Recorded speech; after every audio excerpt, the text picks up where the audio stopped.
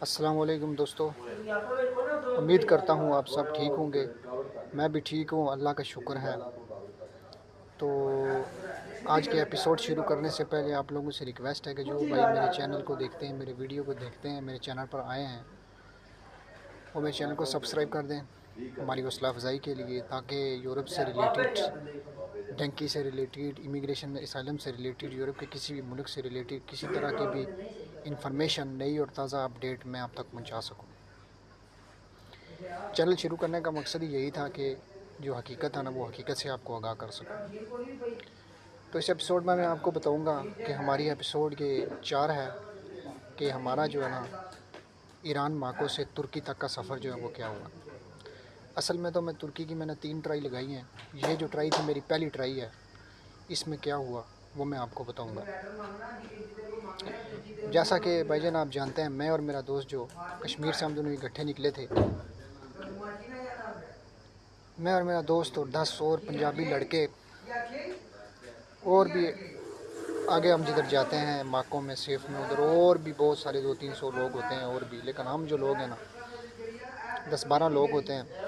हमारे साथ 2 कराची के क्रिश्चियन भी होते हैं, उनके साथ भी हमारा प्यार मोहब्बत दोस्ती हो जाती है।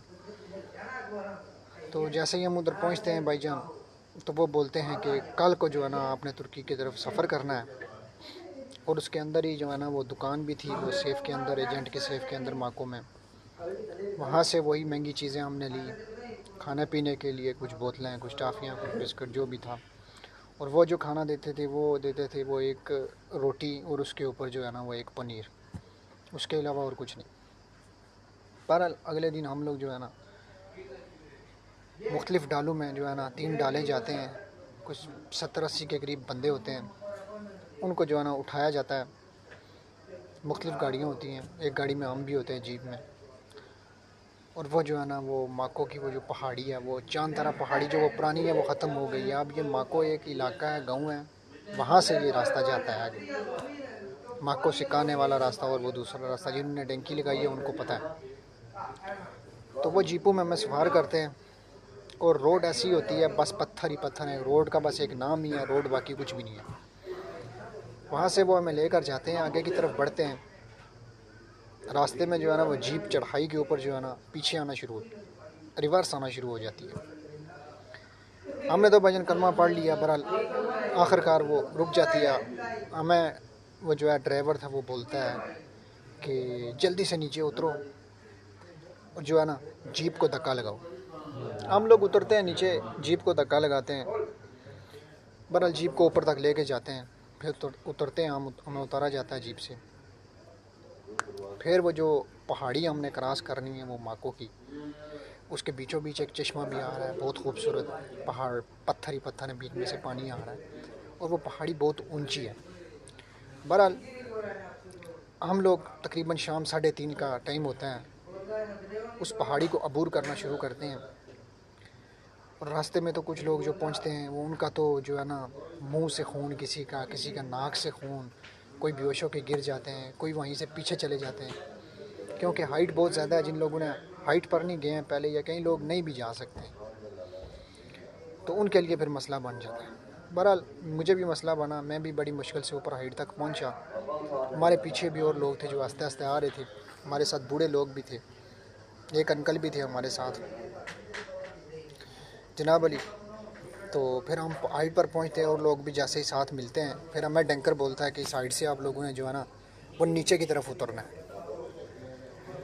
जनाब अली, हम उस साइड से नीचे की तरफ उतरने की कोशिश करते हैं, रात हो जाती है। क्या सफ़र है, आज भी मुझे याद आता है तो मेरे जिस्म के जो ये रोंगटे हैं ना, ये बाल खड़े हो जाते हैं। बहरहाल इंसान की फितरत ऐसी है, इंसान अपने मुश्किल टाइम को भूल जाता है। वहाँ से हम चलना शुरू करते हैं। सही 70-80 लोग होते हैं, डंकर लेके चलना शुरू करते हैं। हमें चलते चलते चलते चलते हम लोग जो है ना वो एक एक पहाड़ सा आता है, उसके नीचे थोड़ी देर बैठते हैं। वहाँ पर बैठते हैं, पानी शानी पीते हैं, ठीक है।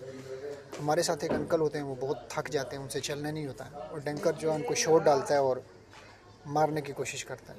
बहरहाल हम लोग जो है ना बाबे जी को वो उठा कर ना तो अपने साथ घसीटते घसूटते जो है ना, हम भी थके हुए थे, लेके आगे बढ़ते हैं। बहरहाल बढ़ते हैं, चलते हैं, कांटे भी हैं, पहाड़ियाँ भी हैं, पथरीला रास्ता है। चलते चलते आखिरकार हम लोग एक पहाड़ से गुजर रहे होते हैं हाइट से। डंकर बोलता है थोड़ा ही रास्ता रह गया। उस पहाड़ के ऊपर बाबा जी लेट जाते हैं। डंकर बोलता है चलो, वो बोलता है, बाबा जी बोलता है अब मेरे से नहीं चलना होता, तुम अगर मुझे मारना चाहते हो तो मार दो। डंकर बहुत ही ख़तरनाक आदमी था। उसने बाबा जी को जो है ना पहाड़ से भाईजान अल्लाह हाफिज़ कह दिया, नीचे फेंक दिया। हमें तो सिर्फ़ और सिर्फ चीखों की आवाज़ें ही आई और कुछ नहीं सुनाई दिया। बहरहाल सहम से गए सारे लोग जितने भी थे, डर गए। फिर डंकर हमें बोलता है कि मौत नज़र आ रही थी हमें भी आगे। भाईजान सीधी बात है, डर गए थे, सही है, टांगें काम नहीं कर रही, जिस्म काम रहा है। मैं अपने दोस्त से कह रहा हूँ लगता है ये हमारा अब आखिरी दिन आ गया, पता नहीं क्या होगा आगे। बहरहाल 15-20 मिनट और चलाता है। वो बोलता है चलो फिर हम चल पड़ते हैं। 15-20 मिनट और चलाता है हमें। चलाने के बाद हमें जो है ना वो सेफ आ जाती है, उसकी नीचे ही घर आ जाता है। उस घर में हमें उतारता है, पहाड़ से घर में उतार बैठाता है और बोलता है कि अब जो है ना यहाँ से गाड़ियाँ आएंगी, तुम्हें लेकर दोगो ब्याज में चली जाएंगी। हम लड़के गुस्सा करते हैं, शोर मचाते हैं कि अगर 15-20 मिनट का रास्ता था तो तुमने बाबा जी को क्यों मारा। हम पूरे रास्ते से उसको उठा कर ले गए हैं और ये 15-20 मिनट हमसे नहीं उठाने होता, हम ले आते। वजन वो गुस्सा कर गया, अंदर गया, अंदर से जाकर वो राइफल निकाल के ले आता है, दो नाली बंदूक वो निकाल के ले आता है। वो बोलता है जिसने भी बोला, कुछ भी बोला, ज़रा सी भी बात की, सांस भी ऊंचा लिया, उसको मैं पकड़ के ऊपर पहाड़ पर लेकर जाऊंगा और वहीं से मार कर, जैसे बाबा को मारा है ऐसे ही मार कर एक एक को मैं नीचे फेंकूँगा। सब लोग डर गए, कोई भी ना बोले। जनाब वाली वहाँ पर कोई 2-3 घंटे बैठे रहे, 4 घंटे गाड़ियों का इंतज़ार करते रहे। जैसे ही गाड़ियाँ आई, वो छोटी गाड़ियाँ होती हैं बकरमंद, पाकिस्तान में जैसे ये होते हैं टोयोटा कैरी डब्बा होते हैं, इस तरह की गाड़ियाँ थी। बहरहाल उनमें 10 लोग भी नहीं आते, इन्होंने बाजान 30-30 लोग डाला। चल रहे हैं, हमको 2 घंटे का सफ़र तय करके हम दोगो ब्याज में पहुँचते हैं।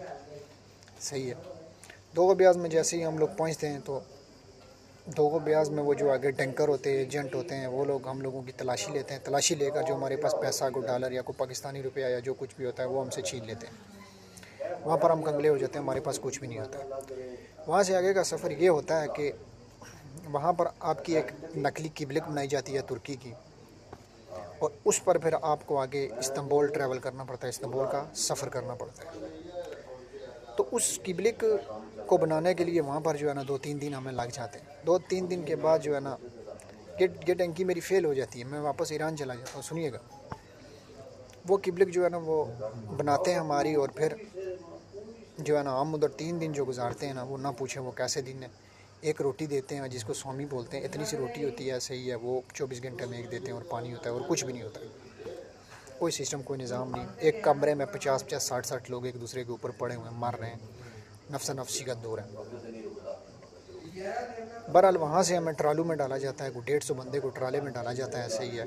वो ट्राला जैसे ही रोड के ऊपर चढ़ता है, इन होता है रोड के ऊपर, वैसे ही तुर्की की आर्मी जो है ना वो पकड़ लेती है। अब ट्राला बीच में, आगे भी गाड़ियाँ, सवालिया की, जो तुर्की का जो CID है उसकी भी, और पीछे भी गाड़ियाँ हैं। वो जो है ना ट्राले को सीधा लेके पुलिस स्टेशन जाती हैं, थाने में। वहाँ पर हमें निकाला जाता है, हमें बंद कर दिया जाता है। हम तो समझते हैं ये कोई कैंप है। 3-4 दिन हमें वहाँ पर वो लोग रखते हैं, फिर हमारे फिंगर लेते हैं। फिंगर लेकर हम बोलते हैं आप जो है ना, हो सकता है हमें को खर्ती कोई किबलिक वगैरह कुछ दे दे, स्टे मिल जाएगा। बहरहाल ऐसा कुछ नहीं होता। वो वहाँ से फिर एक दिन रात को हमें बिठाते हैं, बिठा कर जो है ना हमें काने वाला जो ये बॉर्डर है, इस बॉर्डर से हमें जो है ना दरवाज़ा खोल कर फेंक देते हैं। और वो आगे कुर्दे जो होते हैं ना ईरानी, उनको पता होता है कि किस टाइम जो है ना वो मुसाफिर डिपोर्ट होंगे। वो आगे बड़ी बड़ी वो सर्च लाइटें नहीं होती, वो वाली लेके खड़े होते हैं, वो लगाते हैं और लोगों को पकड़ना शुरू कर देते हैं। उनका मकसद ये होता है वो लोगों को पकड़ कर अगवा कर लेते हैं। अगवा करके वो पैसे मांगते हैं कि भाईजान 40,000, 50,000 या जिस तरह का भी दो, हम तुम्हें वापस पाकिस्तान भेज देंगे। जो आगे जाना चाहता है उससे पैसे भी लेते हैं और करते कुछ भी नहीं है। और ये एजेंट और ये कुर्दे जो है ना आपस में मिले होते हैं, सही है।